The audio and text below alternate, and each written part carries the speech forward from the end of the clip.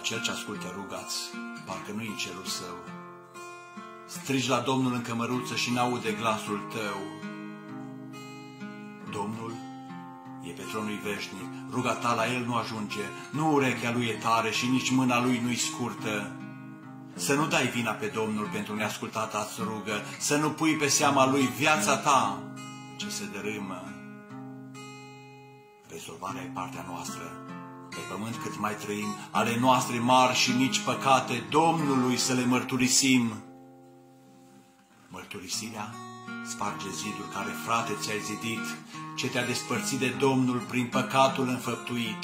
David ne confirmă acestea și ne spune în psalmul său, câtă vreme a ascuns păcatul l-a întristat pe Dumnezeu. Un proroc numit Isaia ne spune astăzi la toți, zidul între om și Tatăl e păcatul care îl porți. El, păcatul îți oprește, vocea să ajungă sus, decibelii nimicește, pleci acasă răgușit. Domnul spune în Cartea Sfântă că cel nu poate să stea cu păcatul împreună niciodată așa ceva.